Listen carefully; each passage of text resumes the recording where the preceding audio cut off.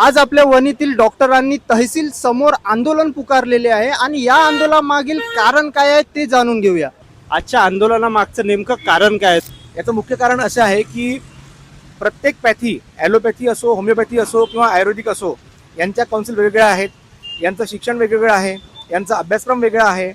पण तरीसुद्धा जे आपलं मुंबई हायकोर्ट आहे यांचं जे निर्णय आहे त्याला न जुमानता शासनाने हा जो निर्णय घेतलेला आहे की निव्वळ 6 महिन्याचा एक ब्रिज कोर्स हा होमिओपॅथिक डॉक्टरला केल्यानंतर त्यांना ते MMCच्या अंडर रजिस्टर करत आहेत, तर हे कुठं ना कुठं चुकीचं आहे.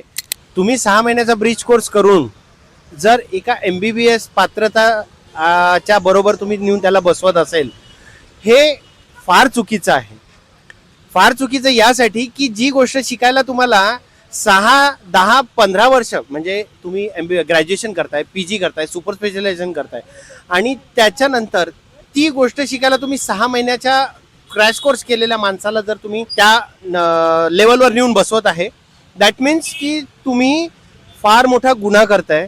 एक गोष्ट शिकायला जर त्याला 7 वर्ष लागत आहे आणि तो तुम्ही 6 महिन्यात शिकलेल्या माणसाला जर सांगत आहे की जा तू ट्रीटमेंट कर, असं नक्कीच हे तुम्ही एका आम जनतेच्या जीवनाशी खेळणं नक्की करणार आहे आणि त्याचे मेरिट्स डिमेरिट्स हे त्याला नाही कळणार, हे लॉंग टर्म मध्ये आम जनतेला कळेल. 4.5 वर्षाचा अभ्यासक्रम, 4.5 वर्षाचा अभ्यासक्रम, त्यानंतर किमान 1 वर्षाची तुम्हाला इंटर्नशिप कंपल्सरी आहे आणि त्यानंतर तुम्हाला प्रॅक्टिस करायची परमिशन मिळत आहे, जे पूर्णपणे हे झाले 5.5 वर्ष. आणि त्यानंतरही सरकारचाच हा निर्णय आहे की बा कुठं ना कुठं हे जे ताजे तयार झालेले डॉक्टर आहेत हे सरकारला सेवा देऊ शकत नाहीत किंवा सेवा देण्याकरता ते परिपक्व नाहीत, हे तुम्ही एकीकडे तुम्ही जाहीर करता आणि तेच तुम्ही 6 महिन्याचा कोर्स करून त्या BHMS होमिओपॅथी डॉक्टर्सला तुम्ही परमिशन देता. ही विसंगती नाही का?